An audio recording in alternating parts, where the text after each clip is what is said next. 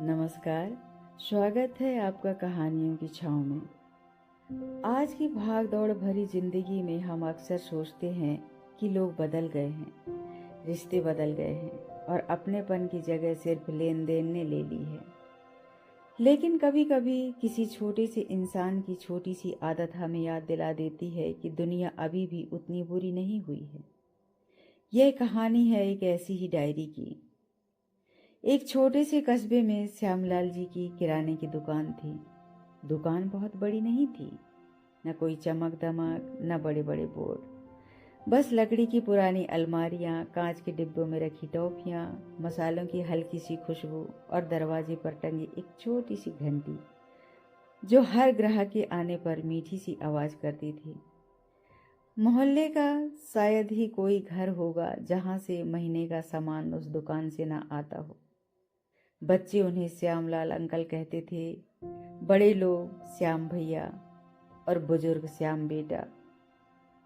हर किसी के लिए उनका रिश्ता अलग था। दुकान के काउंटर के नीचे हमेशा एक नीली रंग की पुरानी डायरी रखी रहती थी। सबको लगता था उसमें उधार का हिसाब लिखा होगा। जब भी कोई कहता, श्यामलाल जी इस महीने पैसे थोड़ी कम हैं, तो वो मुस्कराकर डायरी खोलते, कुछ लिखते और कहते, चिंता मत कीजिए, पहले घर चलाइए। कभी किसी से ऊंची आवाज में पैसे नहीं मांगे, कभी किसी को शर्मिंदा नहीं किया। लेकिन उस डायरी में सिर्फ उधार का हिसाब नहीं था, उसमें लोगों की जिंदगी के छोटे छोटे नोट भी लिखे थे। सीमा बिटिया, अगले सोमवार परीक्षा है, जाते समय एक टॉफी देना। रहीम चाचा, चीनी कम देना, डॉक्टर ने मना किया है। सुनीता बहू, पहली बार मायके जा रही है, जाते वक्त बच्चों के लिए बिस्कुट रख देना। वर्मा जी, इस महीने तनख्वाह लेट है, पैसों की बात मत छेड़ना। किसी को कभी पता ही नहीं चला कि श्यामलाल जी सिर्फ सामान नहीं बेचते थे, वे लोगों को याद रखते थे। एक दिन दोपहर में एक छोटी सी बच्ची दुकान पर आई। उसके हाथ में 10 रुपए थे। वह बोली, अंकल, मम्मी ने आधा किलो चीनी मंगाई है। श्यामलाल जी ने चीनी तौली, फिर कांच के डिब्बे से 2 नारियल वाली टॉफियां निकालकर उसके हाथ में रख दी। बच्ची मुस्कुराकर बोली, लेकिन मैंने तो टॉफी नहीं मांगी। श्यामलाल जी हंस पड़े, मुझे पता है, आज तुम्हारा जन्मदिन है। बच्ची की आंखें चमक उठी। आपको कैसे पता? उन्होंने बस मुस्कुराकर डायरी बंद कर दी।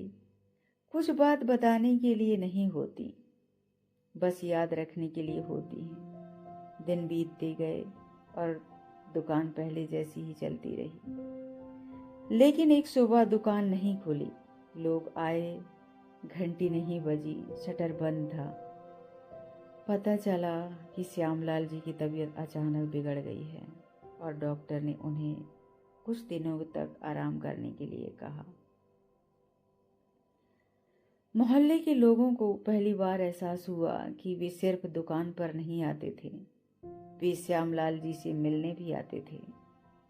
3 दिन बाद उनका बेटा अमित शहर से आया और दुकान संभालने लगा। उसे किराने का हिसाब तो आता था, लेकिन लोगों का हिसाब नहीं। एक ग्राहक आया। अमित ने पूछा, क्या चाहिए? सामान देकर उसने पैसे लिए और अगला ग्राहक बुला लिया। शाम को दुकान समेटते समय उसकी नज़र उस पुरानी नीली डायरी पर पड़ी। उसने सोचा, चलो देखें कितना उधार बाकी है। पहला पन्ना खोला, फिर दूसरा, फिर तीसरा, और उसके चेहरे के भाव बदलने लगे। हर पन्ने पर रुपए कम और रिश्ते ज्यादा लिखे थे। आखिरी पन्ने पर उसके पिताजी की लिखावट थी, दुकान चलाना आसान है, मोहल्ला अपना बनाना मुश्किल। लोग सामान भूल जाते हैं, लेकिन अपनापन कभी नहीं भूलते। अमित देर तक उस पन्ने को देखता रहा। अगली सुबह उसने भी वही नीली डायरी काउंटर के नीचे रख दी। पहला ग्राहक आया, रहीम चाचा। अमित ने सामान दिया, फिर मुस्कुराकर पूछा, चाचा दवा समय पर ले रहे हैं ना? रहीम चाचा कुछ पल उसे देखते रहे, फिर मुस्कुराकर बोले, लगता है श्यामलाल वापस दुकान पर आ गए। उस दिन पहली बार अमित ने समझा, उसके पिताजी किराने का कारोबार नहीं करते थे, वे भरोसा कमाते थे। शाम को दुकान बंद करने से पहले अमित ने डायरी में एक नया पन्ना खोला। सबसे ऊपर लिखा, आज किसी सामान से ज्यादा थोड़ी अपनेपन की जरूरत थी। और उस दिन के बाद दुकान वही रही, घंटी वही रही, डायरी भी वही रही। बस एक बात पीढ़ी बदलने के बाद भी नहीं बदली। उस दुकान से लोग सिर्फ राशन लेकर नहीं लौटते थे, थोड़ा सा सुकून भी साथ ले जाते थे।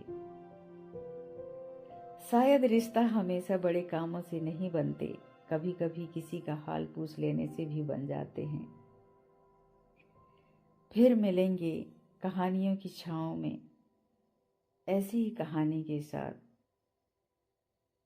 धन्यवाद।